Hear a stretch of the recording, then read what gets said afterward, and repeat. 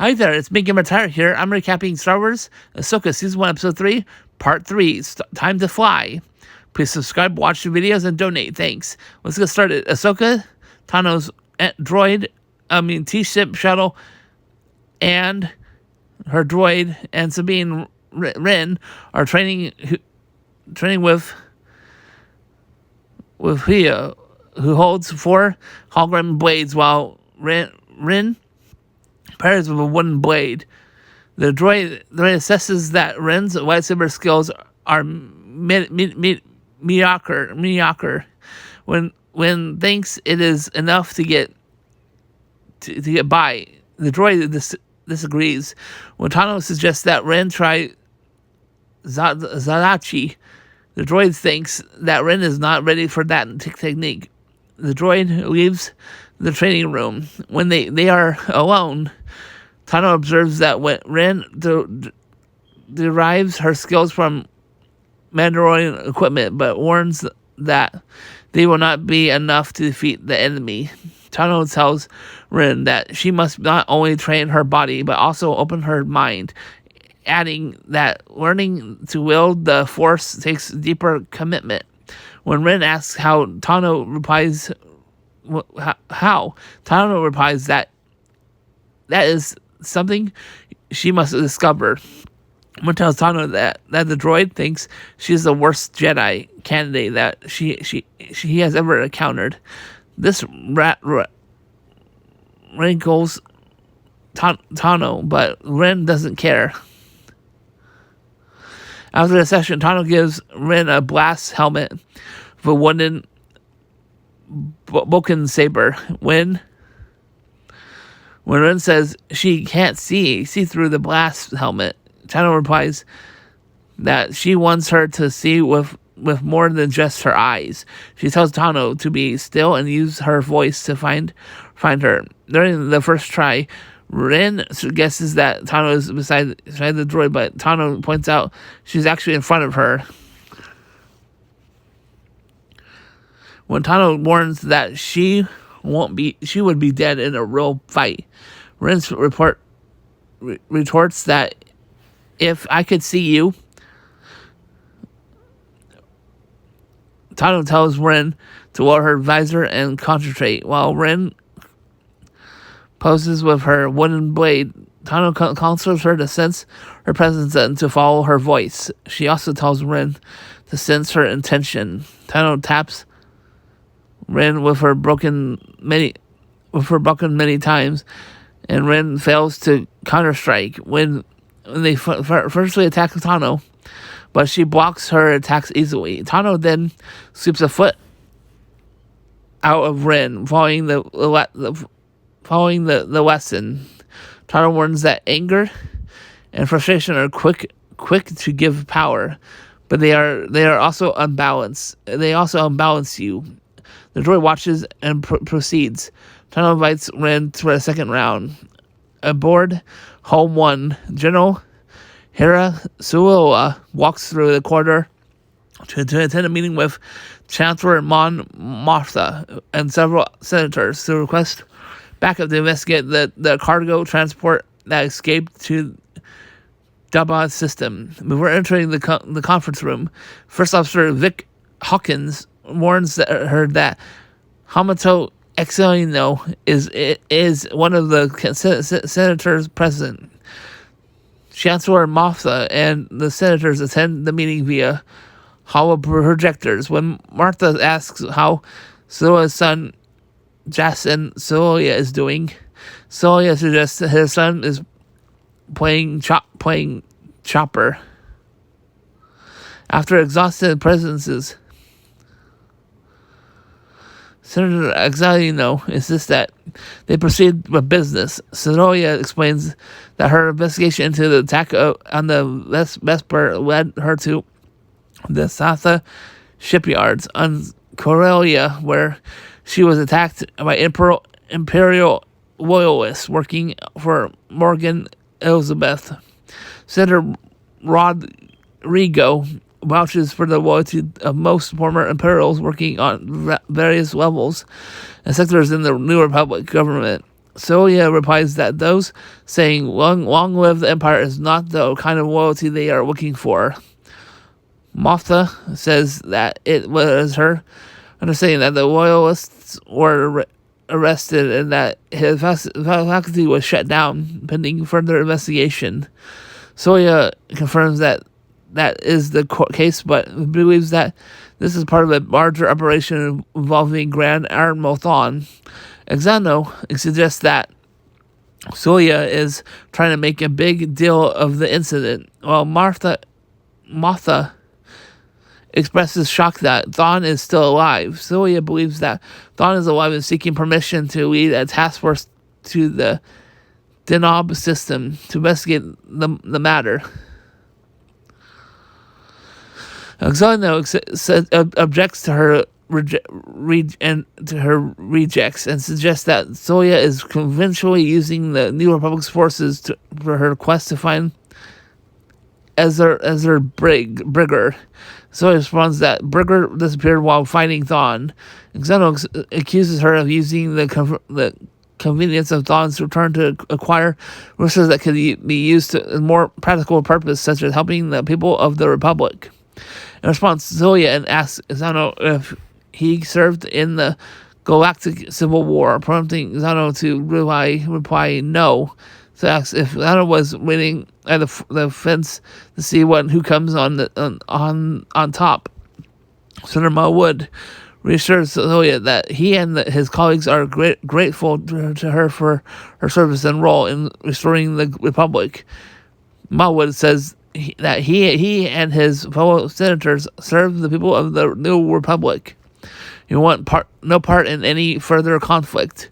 Soya responds that Mawood acts like he has as a choice, prompting Rodrigo to argue that the Imperial regiments in their scattered fleet no longer pose a threat to the new Republic. Soya warns that Thrawn's return would change that situation. Xano asks her to state her case. Soya warns the senators that Thrawn is not their typical Imperial officer, stating that he killed friends, including people who were like family to her.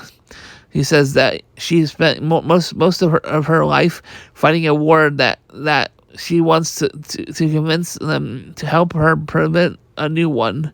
So option that Thrawn and Brigger, who died during the liberation of Lothal.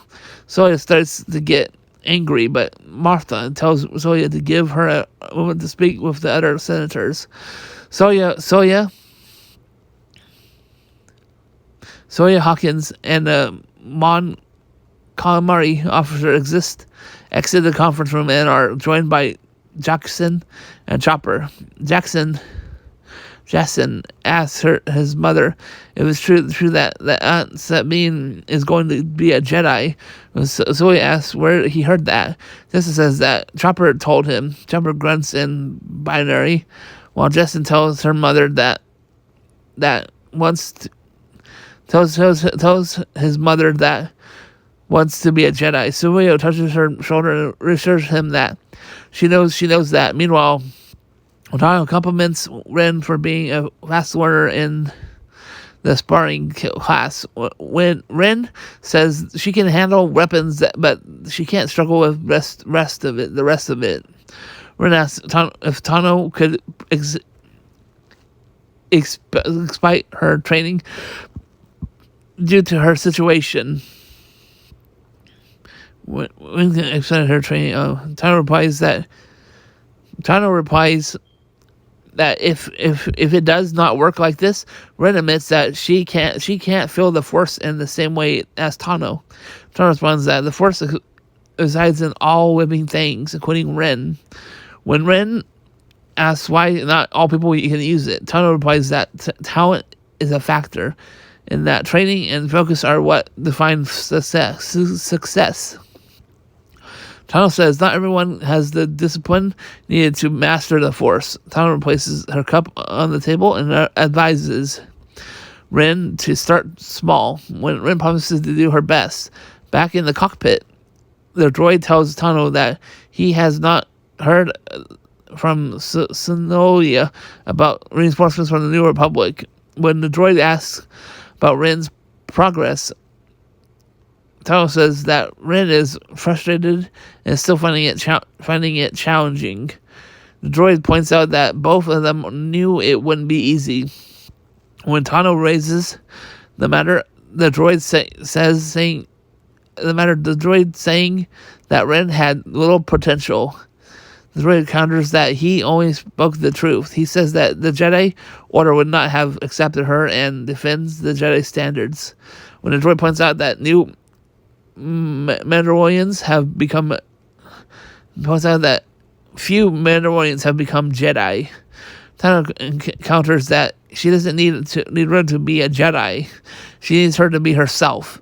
The droid remarks that Tano comes from a long line of non-traditional Jedi, and that she would fit right in.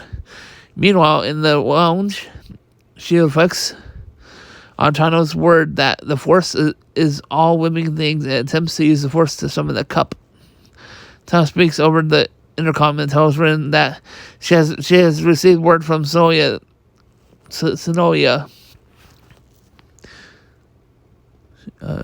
Ren enters the cockpit and joins the holo conference with General Sonoya. Sonoya regrets that neither she nor the New Republic Defense Fleet will be able to join them at Senatos. Sonoya explains that the Senate committee refused to approve the mission. If Sonoya can't finish, the mission is cut off. The droid informs the others that they are entered the Denob system, where all communities are being jammed. At times, prompting, the droid takes the ship out of hyperspace as a significant difference from the planet per Jedi mission protocol for approaching an unknown situation. When Ren asks, Tano explains that this is the droid's programming. The droid reports that his last scan indicated that the runaway transporter was orbiting the far side of Senatos. However, he has also reported a second object with an unknown signature. Just then, the proxy alarm rings. 6 starfighters, including Shinhati and Marok, converge on Tano's T6 shuttle.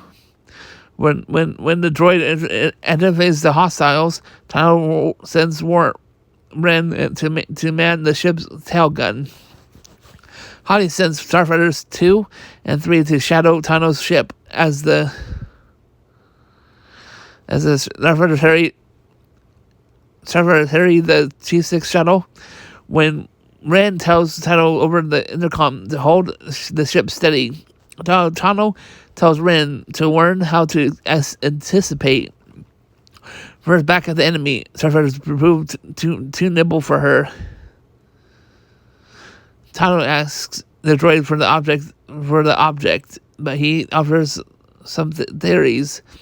Tano explains how now is not the time. Hati pursues Tano's shuttle. Tano asks Ren what she needs. Ren tells her to move her signal, and the two cooperate their next move, working together. Tano takes the ship on a dive and dives a wedge between the two enemy squadrons. When Ren manages to shoot one of the enemy starfighters, in response, Hati sends 2-6 to fly with her. The remaining enemy fighters entered into formation, working together. Ren managed to shoot down 2 more for their fighters. The droid manages to gain sight of the unidentified object when he believes to be a hyperdrive ring. Tano says she would like to investigate that and flies towards the ring. Hati informs Morgan Elizabeth that that the intruders are approaching the Eye of Sion. Elizabeth is disappointed of Hati for winning. The intruders get so far from vows to deal with them. She tells Hati that her starfighter is to steal clear and orders the pilot droid to prepare for turbo lasers. Meanwhile, Hati tells Marok to form up on her wing and wait for her signal. As the fighters break off, the droid tells Tano to keep the ship steady with her attempts to run his scan of the Eye of Sion. When the navigator droid informs Elizabeth the turbo lasers are ready, she orders them to shoot Tano's ship. Tano's ship dodges the fire. When Ren enters the cockpit and mans the deflector shields, while the droid conducts his scan of the hyperspace ring. Despite the intense enemy bombardment, the droid tells Tano to fly the ship closer. Ren warns the deflectors are at 10%. Droid completes his scan just as Tano's ship is hit. The ship and the droid lose power. Ren is worried about the droid, but Tano tells her to focus on the ship. Meanwhile, Hati confirms that Tano's ship has lost power. Tells Elizabeth that she and her many starfighters will talk over the situation. Ren informs Tano that their backup systems are working, but their hyperdrive and cannons are inoperable. Ren warns Tano that the coming enemy starfighter. While Ren works on restoring the systems, Tano exits the starship in a spacesuit with her lightsabers. Mardock and Hati spot her and on the wings of her shuttle and shoot at her. Tano dodges an enemy while doing the first round, while Ren works on restoring the ship's systems. Hati and her squadron mates return for a second run. Tano uses one of her lightsabers to slice through the fourth starfighter, causing it to explode in space. Tano is swept into space, and Ren asks if she finished, and she has finished. Oh wait, Tano is swept away into space and asks Ren if she has finished. Ren manages to destroy the ship's systems and uses the shuttle's wings to pick up Tano. Tano flees inside the ship before Hati can shoot her. Ren then takes Tano into the planet's atmosphere with Hati and Marok in pursuit. Ren and Tano lead their pursuers through the stormy clouds of Sanatos. They encounter a pod of Perigal and fly through the massive space whales. Hati and Marok continue their pursuit of the Tano ship. Tano and Ren use the massive beasts, hulk, and tentacles to make it harder for the pursuers to catch them. After losing their pursuers, Tano and Ren take their ship below the clouds towards the sea. The droid reboots due to his backup systems and asks what they missed. Tano and Ren tell him that they almost died several times. Tano and Ren fly the ship over the red forest and land in the clearing, per Jedi protocol. Ren shuts down the ship, and the droid, despite the latter's protests, they wait for the enemy starfighters to fly over them. Hati asks if there's any sign of the enemy. Mark says he doesn't see them. Hati thinks the enemies are hiding in the forest. This decides they should regroup. When the enemy passes, Tano switches the droid back on. Tano asks Ren if she is alright. Ren explains that she hasn't seen Perigal since the day that Berger disappeared.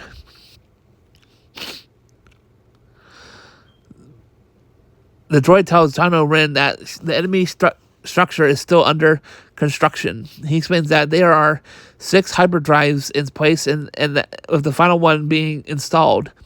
Ren concludes that the structure is a hyperspace ring. The droid remarks that he has never seen a ring being built on this scale before. Based on the ship's engines and configuration, he estimates that it would be capable of hyperspace jump of astonishing speed and distance. When Tano asks if a hyperdrive ring like that would travel to another galaxy, the droid says that this could work theoretically if one knew the coordinates and navigation. He recalls that the Jedi Archive spoke of intergalactic hyperspace lanes between galaxies, which used to follow the migration path of Perigal. Meanwhile, Balon Skull assembles a task force of HK-87 assassin droids and scout guards. He orders them to shut down the Jedi who've taken their refuge in the forest. Thanks so much for watching. Please be sure to hit that subscribe button. Help me get 1,000 plus subscribers. Watch the videos fully. Helps increase the watch hours of 4,000 plus.